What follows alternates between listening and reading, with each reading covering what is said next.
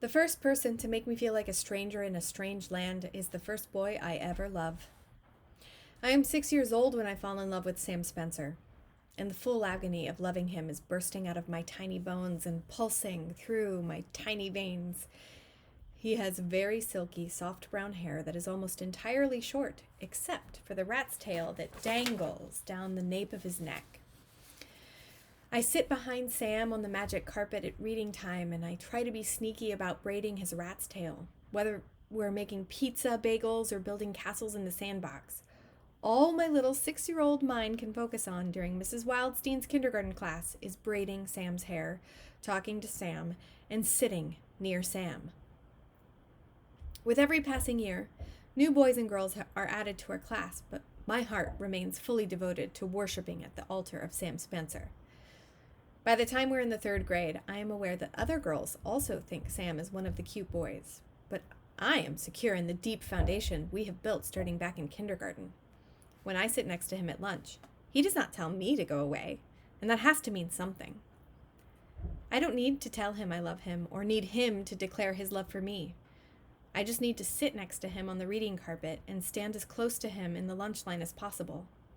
I'm fulfilled with making him laugh from across the classroom by taking my long brown hair and turning it into a mustache and beard on my face. I think of him as mine because my heart says he is. What more proof do I need? I never imagine that our relationship will ever need to be spoken about.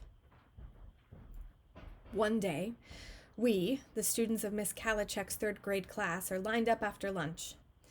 I'm locking arms and stifling giggles with my girlfriends, Jenna and Allison, when Sam taps my shoulder. This is unusual. He is not often the initiator of our conversations.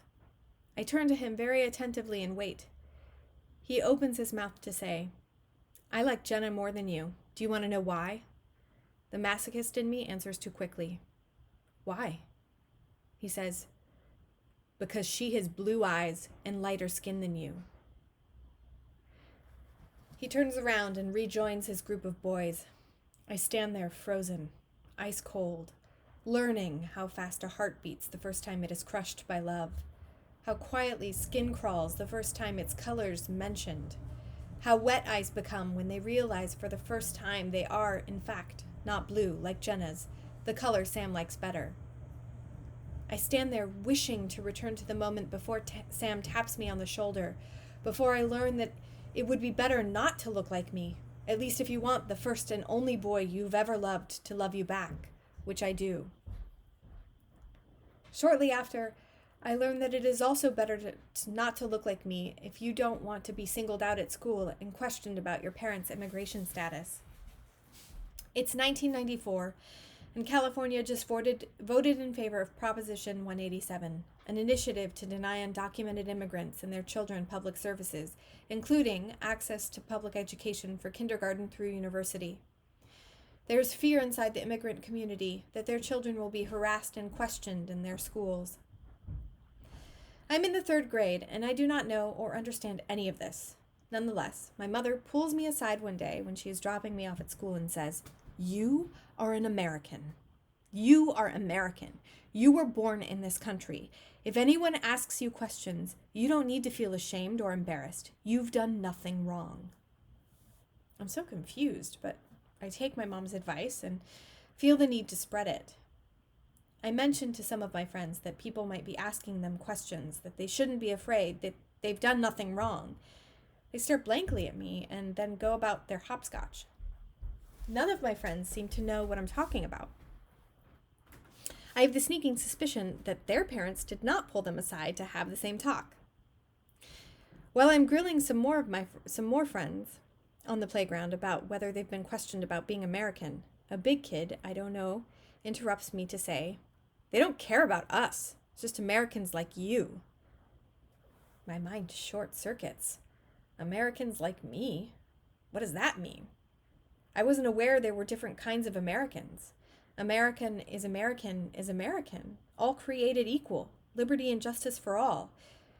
I managed to say something to the big kid like, "Oh," and I never talk about it at school again. I never talk about it at home either, but I do spend some time wondering what a big kid means by Americans like you. Is it about my name? Is it the salsa music at home? Maybe this is something to do with my skin and my non-blue eyes again. That's ridiculous. We don't separate Americans by the color of our eyes, do we?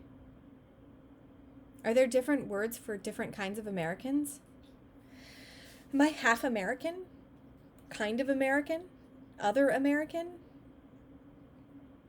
I am 9 years old, and suddenly I'm wondering, what do I call an American like me?